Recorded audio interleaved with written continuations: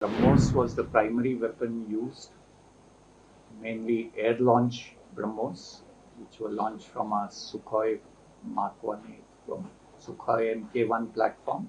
When it comes to defensive weapon systems, the Akash system, the D4 system, which is the anti-drone system, and based on how the world is going today, having your own capabilities is absolutely essential. Have gone very well. So I'll be glad to answer any questions that you have. Please start. So you mentioned about the Operation Sindoor and the critical role played by the DRDO systems with this technology. You can elaborate on the things. So as I said, when it comes to offensive weapons, BrahMos was the primary weapon used, mainly air-launched BrahMos, which were launched from our Sukhoi Mark 1A from Sukhoi Mk1 platform. When it comes to defensive weapon systems, the Akash system, the D4 system, which is the anti-drone system, and the MR-SAM were used. All the sensors were networked using the Akash tir, which helped in identifying the threats coming towards us and then deploying the right kind of weapon to neutralize those threats. Our advanced early warning and control aircraft was also used for airborne surveillance. So this is broadly what I can say without getting into too much operational detail. You highlighted AI-based technology. Yeah, so this Akash tir is a AI-based system which networks all the sensors and the weapons, so which allows the decision making on which weapon is the most appropriate to use based on the threats which are coming. Can you emphasize more? Like during your speech, you have spoken, you have stressed on building a strategic defense capability. So if you can throw more light on this. See, based on how the world is going today, having your own capabilities is absolutely essential. Only then will we have the freedom to take sovereign decisions. So it is absolutely essential that in all critical weapon systems, technologies, you have indigenous capability. And when I mean strategic capability, I'm not talking about the nuclear domain. I'm talking about all critical defense technologies which will ensure that our services have the necessary capabilities to surprise the enemy. Sir, one of the focus areas for the DRDO and MOD has been deep tech in the recent past. So can you throw a little bit more light on that? What are the current allocations and how is DRDO proceeding? So we are looking at deep tech in two ways. A lot of the DRDO labs are pursuing deep tech projects, and we are also utilizing our technology development fund to promote deep tech within the startup and MSME ecosystems. We are using our DIA COEs to promote deep tech in academia. So we are following a holistic approach so that we can achieve technology leadership in this area. See, each of these have different strengths. The startups are very innovative, nimble. The academia can do really high-end R&D, and the DRDO labs are well equipped to translate the technologies into products. So we hope that creating this kind of an ecosystem will provide the country the necessary push that is required to become a technology leader. Sir, while talking, you said something about particle physics. So they have variety. You can break down light into particles or waves. So we are using variety of particles, the electrons, the particles of photons, And these can also be used in addition to the lasers and microwaves that we are planning to use for our directed energy. Sir, particularly about the BrahMos, as you said that it has been used extensively during the operation Sindoor. So we are also planning to make a smaller version of it. So what is the progress on that? So right now it's only in the plan stage. So we are looking at BrahMos NG, which is a smaller version of BrahMos, which can then be fitted on all our other aircrafts. Today, BrahMos can be fitted only on the Sukhoi platform, but if we can make it smaller, then it will fit on all our platforms. When are we planning to? We are planning to start it soon. The development. The development.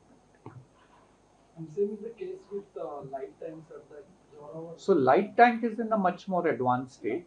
We have finished the development trials and we will offer it for user trials starting September. So one of the much less highlighted aspect of, I mean, obviously equally important but less highlighted aspect has been the success of tracking, sensing and communication systems all indigenously developed by DRDO in Operation Sindoor.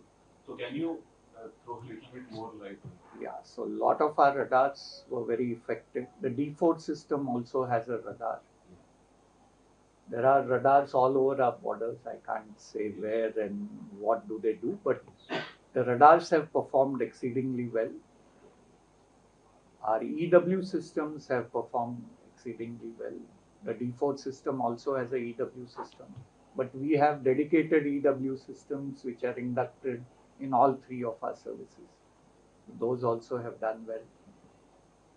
So these, because the weapons always get more prominence because the sensors, the communication, they act in the background, but they have also done well.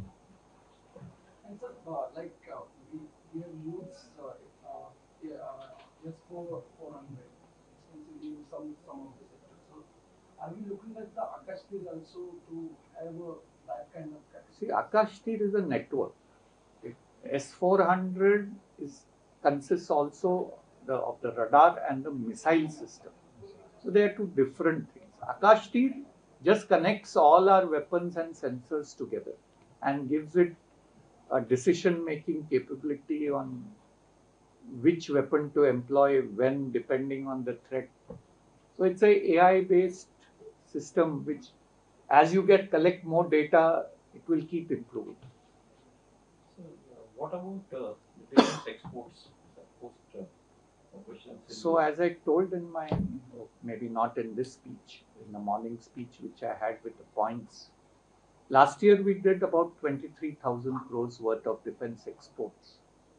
And based on the interest that we are getting now, because of the success of our systems in Operation Sindoor, I expect these exports to double in the next 2 to 3 years. So we should achieve 50,000 crores by 28-29, which is the target also set to us by Honorable Raksha Mantri. There is a lot of interest in Pinaka, in ATAGs, in BrahMos, in Akash. So I'm sure that in the years to come, the exports of these systems will increase dramatically. Can you please share the names of the countries where we are? So I will not get into specifics, but Southeast Asia, the Middle East, Africa, these are the regions from which we are getting a lot of export interest. So our systems proved effectively during Operation Sindoor, we can say. Yes, I think it has been said by our Honorable Raksha Mantri in Parliament. It has also been said by our Honorable PM in his speech after Operation Sindoor. There is a common concept that it was a testing ground for the Chinese systems. So Chinese versus India systems were very much there in the Operation Sindoor. So what is your views on this particular aspect? See, I am a R&D scientist. Please don't ask me my views on things which I have no business saying. You can ask the government for it. Okay, sir.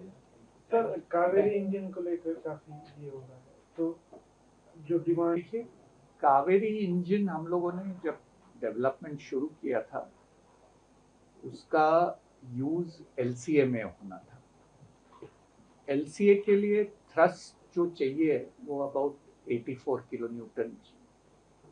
हम लोग का development successful था, लेकिन thrust जो मिला हमको based on our design was about 72 kilo newton thrust. तो Kaveri LCA में नहीं जा सकता, बट कावेरी को हम लोग अभी मॉडिफाई कर रहे हैं। उसका जो आफ्टर बर्नर निकाल के उसको हम लोग एक नया कावेरी डेरिवेटिव इंजन कह रहे हैं, जो 49 किलो न्यूटन थ्रस्ट देगा और हमारे unmanned combat aerial vehicle program में उसका इस्तेमाल होगा। तो अभी ये जो डेरिवेटिव इंजन है उसका हाई एल्टीट्यूड टेस्टिंग चल रहा है, उसका फ्लाइंग टेस्ट बेड पे भी टेस्ट होगा, फिर वो सर्टिफाई होगा to be used in any platform. तो कावेरी इंजन जरूर यूज होगा, but not in the light combat aircraft. आत्मभारत अभियान में डीआरडीओ की क्या भूमिका रहेगी? आत्मनिर्भर भारत में देखिए, आत्मनिर्भर भारत में डीआरडीओ देश का प्राइमरी डिफेंस आर&डी ऑर्गेनाइजेशन है। तो आत्मनिर्भरता आनी है तो डीआरडीओ को ही मेजर रोल प्ले करना है। तो डीआरडीओ की तो भागीदारी रहेगी।